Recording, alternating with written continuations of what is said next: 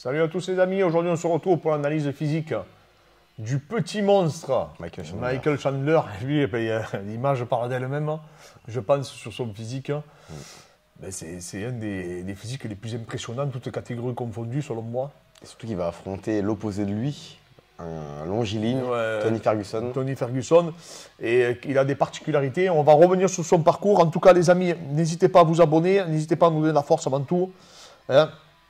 Merci à tous les gens qui nous encouragent. Vraiment, on reçoit énormément de messages avec Fred sur Instagram. N'oubliez pas, si vous voulez une analyse morpho-anatomique avec un accompagnement sur la partie préparation physique, n'hésitez pas à nous contacter sur Instagram. On se fera un plaisir donc de vous accompagner vers les objectifs. Fred, est-ce que tu peux nous parler un peu de Chandler alors, son parcours? Chandler, c'est un lutteur avec le physique qui va avec. Donc du coup, lutte collège, lutte universitaire, très bonne carrière. Pas un Ben Askren, pas un Gillespie. Il a affronté Gillespie d'ailleurs, dont il a perdu contre lui. Il a perdu contre Bubba Jenkins, contre Ben Sherrington, l'entraîneur de lutte de Justin Gage. Exactement.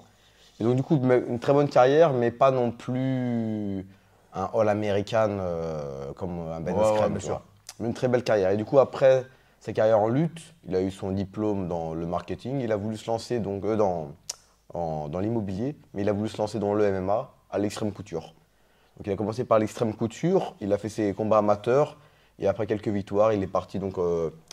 avant, c'était pas Sanford MMA, c'était les Black Zillions. Les Black Zillions, le sparring pendant des années de Kamaru Usman. Voilà, exactement. Je ne sais pas combien de vidéos, on les voit tourner en lutte ensemble d'ailleurs. Exactement. Et donc du coup, il a commencé au Strike Force, il a enchaîné en pro, il a enchaîné les victoires, après le Bellator. Oui, il était connu au Bellator pour des guerres monumentales avec Eddie Alvarez. Voilà. Et donc il y a eu la rivalité avec Eddie Alvarez qui était déjà très connu à l'époque, notamment au Dream, au Japon.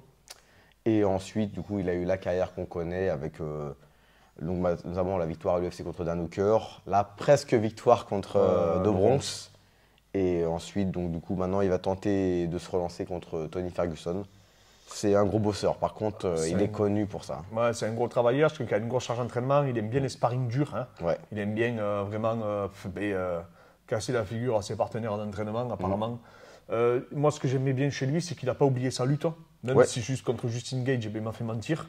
Mais voilà, c'est quelqu'un qui a toujours utilisé sa lutte. C'est quelqu'un qui dit qu'il s'est toujours beaucoup entraîné en lutte, malgré le fait qu'il frappe très très fort. Après, je t'arrête. Contre Justin Gage, il a dit dans une interview avec Daniel Cormier que c'est la première fois de sa vie où il a vrillé, où il n'entendait plus ses coachs. Il dit que dans tous ses combats de lutte ou tous ses combats de MMA, il entendait ses coachs, il a toujours respecté le game plan. Il a dit, là, il ne sait pas pourquoi, peut-être que c'est. Il a dit, le Madison Square Garden, c'était spécial, c'était vraiment une ambiance de malade. Et qu'il n'entendait plus rien, qu'il a vrillé. Il a dit que c'est la première fois de sa vie que ça lui arrivait, ça. D'accord, bon, mais après, parce que là, il a touché, il a connecté, à mon avis, il aurait amené au sol, tu sais qu'elle était connectée, il aurait pu le terminer. Mais bon, il n'a pas fait, donc après, voilà. Donc voilà, on va analyser son physique. Hein. Je vais vous zoomer un peu. Vraiment, un athlète, il a des insertions, lui, c'est impressionnant. Donc il a un point faible à la partie claviculaire du pec, hein, on le voit. Par contre, il a les clavicules étroites. Hein. Par contre, il a une énorme ceinture scapulaire. On peut le voir. Il a une chaîne postérieure. C'est impressionnant là, c'est incroyable. On a vu le corps. Alors, il est sec. Alors là, lui, vraiment, ça illustre le corps qu'on peut retrouver chez le lutteur. Donc, tu vois les obliques qui sont très, très larges. Ouais. Hein. Vraiment, on voit le grand dorsal qui est fixé très, très bas. Donc, il faudrait que j'ai une photo de dos, mais c'est impressionnant. Les quadriceps, vraiment, les quadriceps qu'il a, les adducteurs, c'est impressionnant. Les insertions qu'il a. Vraiment, je ne parle même pas de son bras radial qui est un petit peu pensionné, sur long supinateur, pareil, long pronateur, vraiment tous les muscles. Il a des insertions, mis à part au pec, il a vraiment le physique d'un culturiste, si tu veux. Et il arrive à avoir un cardio illimité. Et il a un cardio de malade mental. Donc, il fait 173 cm et 175 cm de longe. Je doute de sa taille, hein. Je pense qu'il est un peu plus petit que ça. Ça me surprend que... Après, il est en 70. Ouais, mais en tout cas, moi, c'est pas quelqu'un que je pensais qu'il était plus petit que ça. Mais en tout cas, vraiment, un athlète, lui, vraiment, pour le coup, il a des qualités de sprinter. Hein, il a une rétroversion du bassin qui est assez prononcée. Une antéversion, excusez-moi. Et en plus de ça, il a une chaîne postérieure, que ce soit au niveau fessier, ischio-jambier, le carré des lombes, le grand dorsal, la partie médiale du trapèze, etc. C'est disproportionné, c'est une tortue ninja. il est d'une explosivité. Ouais, et c'est rarissime d'être explosif et d'être endurant. Donc vraiment, je pense que c'est dû à quoi? C'est dû à l'entraînement. Il a fait beaucoup de luttes. Tu sais qu'ils avaient une grosse charge d'entraînement. Et c'est quelqu'un que je te dis, il a toujours conservé cet état d'esprit de s'entraîner énormément en lutte, de toujours essayer de s'impliquer. Il fait beaucoup de circuits. Beaucoup de circuits, ouais. Il fait beaucoup de circuits. Je vous montre un peu de prépa physique. Alors, il fait beaucoup de circuits dumbbell, de circus training, tu sais, les entraînements un peu de cirque où il mélange tout. Il fait beaucoup de cordes, de rope, battle rope. Donc vous allez le voir. Donc là, tu vois, il fait un peu comme le singe, il est tenu par un élastique, plus il a des haltères. Toujours plus. Hein. Lui, Chandler, c'est toujours plus. Il se leste quand il fait les HSPU, il fait des HSPU avec les haltères. Hein. On ne comprend rien à ce qu'il fait. En tout cas, il le fait. Il a des très bons préparateurs physiques. Donc en fait, ils font beaucoup de vidéos, mais des vidéos spectaculaires. Je pense que par contre, son contenu et sa programmation doit quand même être pertinente. Parce que je ne peux pas croire qu'il fasse que des mouvements comme ça. Ça, c'est vraiment pour faire le buzz. Tu vois, je l'ai récupéré sur Mentality, une chaîne YouTube, ce petit archive de ses entraînements. Mais voilà, il ne fait pas un truc pertinent, il fait beaucoup de mouvements balistiques également, mais dans des positions très particulières. Il fait beaucoup de poids de corps, beaucoup de pliométrie aussi, beaucoup de pliométrie, que ce soit hausse, basse.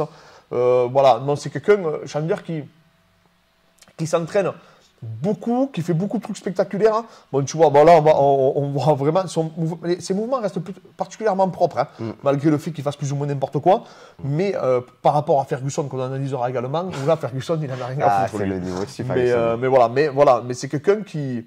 Je pense que c'est vraiment une force en nature. C'est un mec qui a des qualités athlétiques. Je pense qu'il a toujours été musclé. Tu sais, c'est un peu le gars de la bande, tu sais, qui a des qualités prédisposées pour le sport de haut niveau.